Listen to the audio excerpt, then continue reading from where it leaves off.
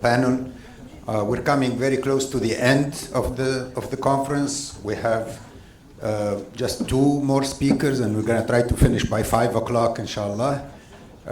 These two speakers are very, very close and dear friends of me personally and of CSID. They both served on the board of CSID for a long time, almost 10 years. So we're going to hear from both of them before we close the conference. And the first one is Professor Akbar Ahmed. He's going to give the final keynote titled Humanity at the Crossroads, Democracy, Islam, and the Future of World Order. It's really what we've been talking about today for the entire day. And so, Akbar, please join me.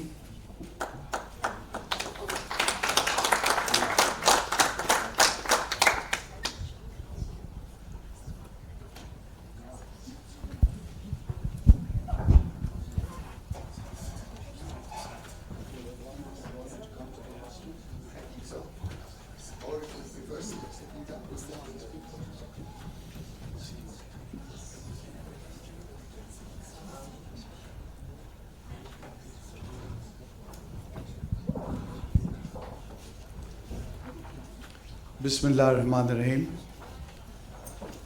I'm honored to participate in this very important annual conference, and I'm grateful to my friend Dr. Ridwan Masmoudi and his excellent colleagues Haris, Tareen, and Salam Marwati. The times that we are living in are times that force us to think about the subjects that have been raised this afternoon. These are apocalyptic times. And when I think of the age that we're living in, this post-9/11 age, I think of post-9/11 as a marker and a portal to this particular age. As a Muslim social scientist, I cannot help but look at the plight of the Muslim Ummah. I'm not talking about this very distinguished gathering where all of you are doing so well and mashallah, so well settled. I'm thinking of the millions of people out there in the field. And I'm thinking of how the Ummah has been maligned, marginalized, facing genocide, and all kinds of being put down. And as someone who's watching what is happening now in the Middle East, I'm also asking the question which many Muslims are asking across the Muslim world: who is next after Iran? Is it going to be Turkey or is it going to be Pakistan? It's a question being asked by many in the Muslim world. We need answers, and one of the answers that I will fall back on is provided by Professor John Mearsheimer, who has become, as you know, a bit of a star in the media. He tells us that there are 4 hegemons in the world today, 3 actually, with India as a possible emerging hegemon. These are the 3 dominant hegemons, and they control the world as we know it. And again, as a Muslim, I ask myself, where are the Muslims in these hegemons? They are either considered in the margins or minorities, but they are nowhere really in terms of having a voice. And yet, ironically, I think of just half a millennium ago. If you were living half a millennium ago, you'd have then had 3 hegemons, and all 3 would have been Muslim: the Ottomans, the Safavid, and the Mughal. Yet today we see that there is no Muslim hegemon. And that is why I think the great scholars, the philosophers, the dreamers, like Allama Iqbal, thought of and visualized a Muslim hegemon, an ummah. And perhaps it's just an idea, but perhaps the first stirrings can be seen in this combination of Pakistan, Saudi Arabia, and Turkey in forming some kind of an alliance. I also fell back on, of course, one of the most steady and fruitful scholars in our tradition, to try to find answers for our time, and that is Ibn Khaldun. Now, as you know, Ibn Khaldun, to simplify, talked about this cycle of history. the rise and decline of empires and dynasties.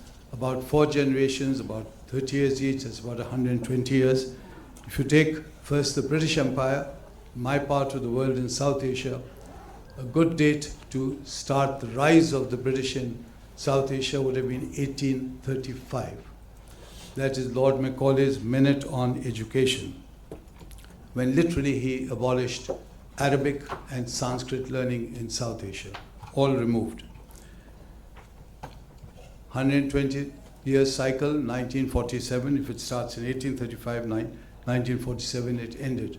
Now take a look at the American, if you call it an empire or a cycle. I would say that the American rise really begins with the Great White Fleet. If you recall, this is the Great White Fleet launched by President Roosevelt. 16 massive, shining new warships with lots of auxiliary ships, which sailed the world and announced to the world that here was a new superpower. And yet, paradoxically, we see now in our time, 2026, we see that the same power is struggling with a middle-level Asian power, that is Iran. And we talk about hegemons and global powers and security and all these terms that permeate the language of our time. Decapitation, hunting, killing. These are frightening terms. To me, I find them very frightening as a human being, and it is for me a search for humanity. And I wonder where the concepts of compassion and love and harmony, which are at the root, at the heart of the Abrahamic faiths and indeed non-Abrahamic faiths like Hinduism. And it is because of this that I, as a humble scholar on campus, decided to try to find the answers myself. So with some brilliant scholars, and one of them is here with us this evening, I traveled across the world, literally across the world, over 2 decades, and conducted 4 massive fieldwork projects. I'm an anthropologist by nature, and I decided that I will conduct these projects as an anthropologist. So they would be scientific as you can make them. So the first project was to take us across the Middle East, South Asia, and Far East Asia. Journey into Islam. One of the questions we asked was given by President Bush. Why do they hate us? And across the Muslim world, whether we talk to the Turks, or the Jordanians, or the Pakistanis, or the Indian Muslims, the answer came back that Muslims felt that they were humiliated, attacked, and maligned by the West. Rightly or wrongly, this was the perception. My second project was to try to look at America and how America looked at the Muslim world. So we traveled this time across the length and breadth of the United States. For the whole sabbatical year which I had taken from the university, we went to 75 cities, visited 100 mosques, and then wrote up a book called Journey into America and a film, Journey into America, film and book. The third project was a bit more complex. It was on tribal societies. So I looked at tribal societies, that's Muslim tribal societies, Muslim but tribal, living on the periphery of modern states, sometimes on the interstices between states. Take a look, visualize the Muslim world across North Africa, starting with Morocco, going into the Middle East, then going up into the Caucasus Mountains and into South Asia. Everywhere you will see that these tribal societies, starting with Morocco, are marginalized. They're very often in conflict with the central government. The central government very often uses 9/11 as a device to further suppress these tribes. Why? Because they're after their natural resources, mineral resources, sometimes oil. So you immediately have a structural confrontation between the center and the periphery. The book that came out of this was The Thistle and the Drone. The fourth project was Journey into Europe. And in this project again, my team and I, we traveled for years and years. Every time I got leave, I would travel to Europe and we do field work. right across north, south, east, west. And again, we learned so much from Europe. One of the things that I learned was the example of Andalusia, where you have the concept of la convivencia, a very powerful concept of coexistence of societies. How do societies live together? Now, this is a concept given by the Spanish in hindsight, looking back at their own history. But again, as we traveled, we discovered to our horror in Europe, very few Europeans even knew this concept, la convivencia. So while you have all the unpleasantness and the crisis with the immigrants and the future, which seems with a question mark over it, you also have la convivencia, which is in front of us. So the conclusion we came to was very simple, that both societies, the Islamic societies and Western societies, have so much in common. There's been mutual history. I can go into this in some detail and give you many examples. For example, in Europe, you have figures like Frederick II, the Holy Roman Emperor, Roger, the King of Italy and Sicily. These are great figures, European figures, Christian figures, who also reached out to the Muslim world. They spoke Arabic, they had Muslim bodyguard, and they had Arabic inscription in their churches. You can see that even today in Palermo, for example. So the first step is to really learn about each other. And learn about each other not in terms of putting down the other, but learning from the other, to accept their difference and also where we met, where we had some mutual interest. So for me, the spirit of searching for humanity, for me this is very much personal, is contained in the origin story of Islam. The Prophet coming back to Medina as the victor, and he declares a general amnesty. Umar in Jerusalem, where he shows his compassion for Christians and Jews. Hazrat Ali, who's dying of the assassin's dagger, still forgiving the assassin, saying, give him water and release him. And of course, Sultan Salahuddin, when he takes Jerusalem, and his attitude to the prisoners. To me, these are very strong examples of living humanity. But as a Muslim American, I must also look for examples in the American story. And here again, there's some very powerful, stirring examples, starting with George Washington and going on to Jefferson and Franklin. Again, we have many examples, but perhaps the most positive and most powerful is Jefferson's graveyard, the tombstone. If you go and read the headstone, which he himself wrote when he was alive, he does not mention that he was the President of the United States. But he takes great pride in pointing out that he promoted religious pluralism in America. To him, religious pluralism was at the heart of the American vision. Here again, humanity overrides his sense of immediate patriotism. So I think we have something which we can hang on to in a tangible way, both in the Islamic tradition and the American. And this is where I believe the notions of humanity meet. Because without the notion of the ilm ethos, what I call the ilm ethos, which contains ilm, knowledge, adl, justice, and ihsan, or kindness, these are the essential features. We can talk about democracy and secularism and all these different categories. They're really meaningless to the man in the village or the man in the street without an element of justice, without an element of kindness, without hope in that society. And today, this is sorely missing for me in the Muslim world, the ilm ethos. And this is what I believe thinkers and rulers have to promote in the world, certainly in the Muslim world. So thank you so much for bearing with me and allowing me to share some remarks with you. Thank you.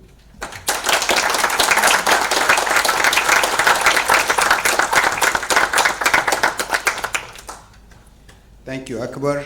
We have time for a few questions. If you have some questions for Professor Akbar Ahmed. Yes, please. Assalamu alaikum, Dr.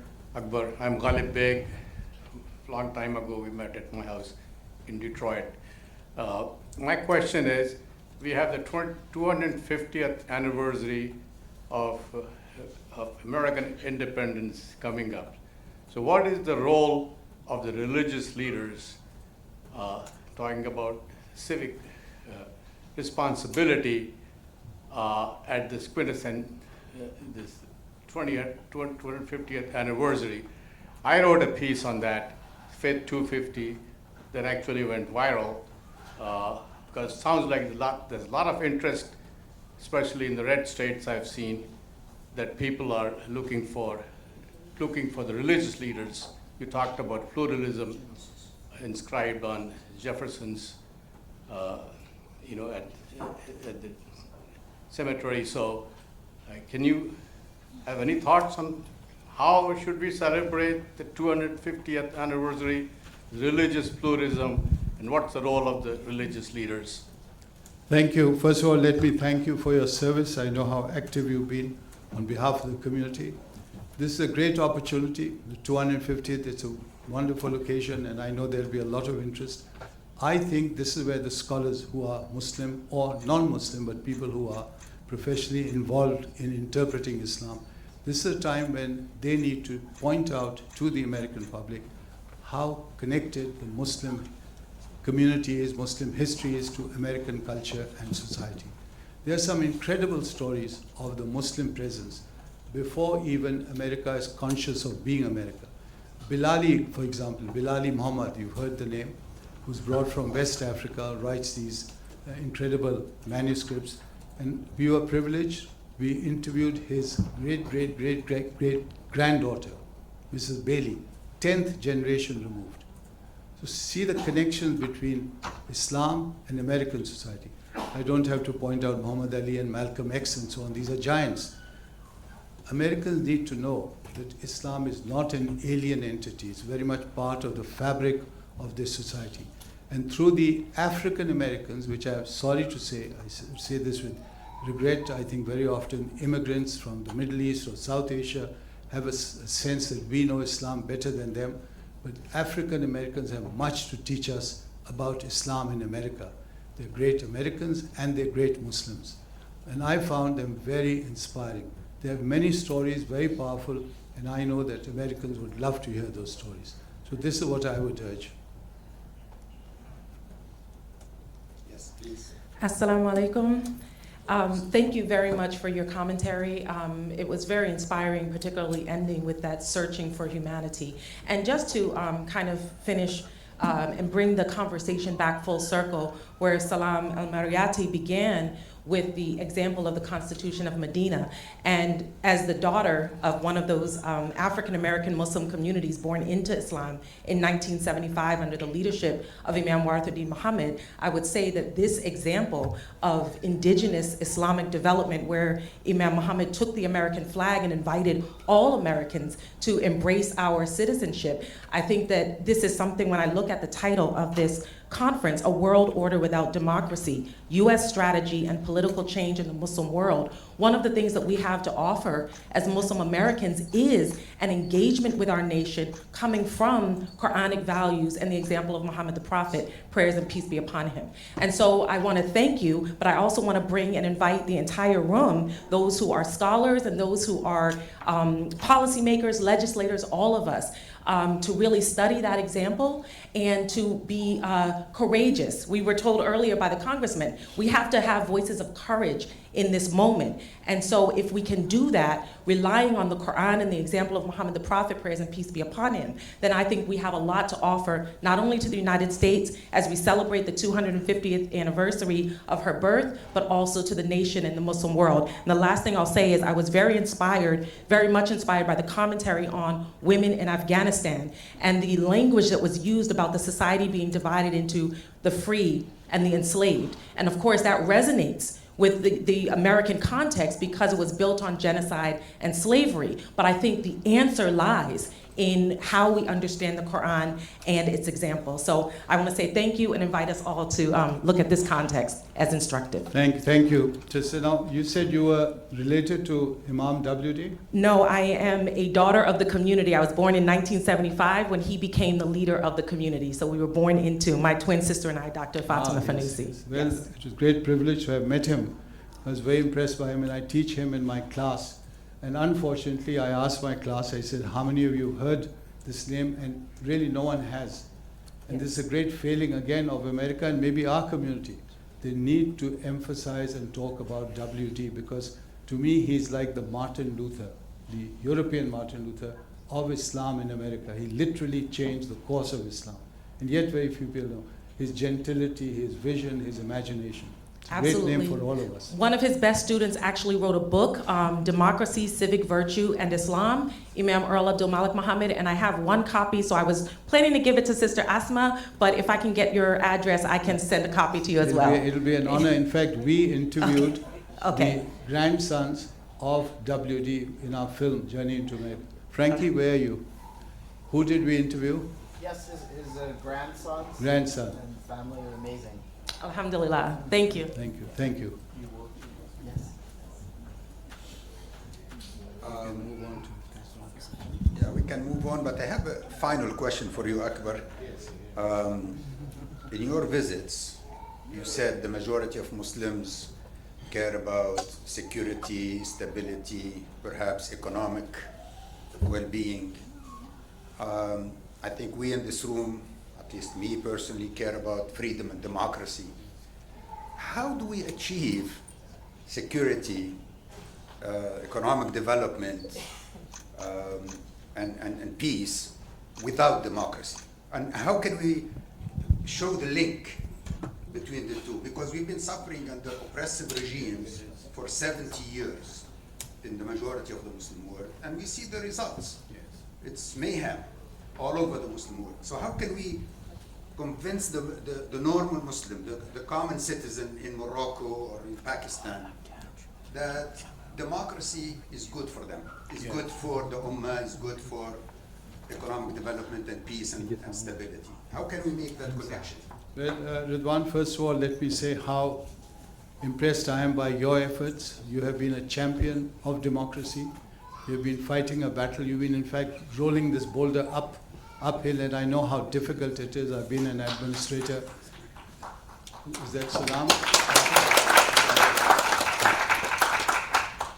He's like one of the heroes from the Middle Ages, where he's got his sword and his shield, and he's out there fighting this battle and not giving up. It's incredible how he still smiles. He's still as youthful as when I first met him a quarter of a century ago.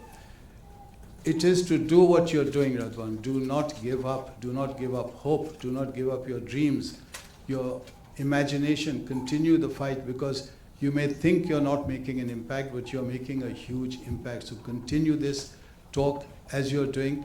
And one suggestion I would have is to take this into the Muslim world. Have seminars like this in Lahore, in Tehran, in Cairo. So keep this discussion within the Ummah, not just for the elite and the educated and the polished, which is great, but the Ummah has to hear the voices in this hall. So good luck, Ridwan, and thank you. Thank you, Akbar.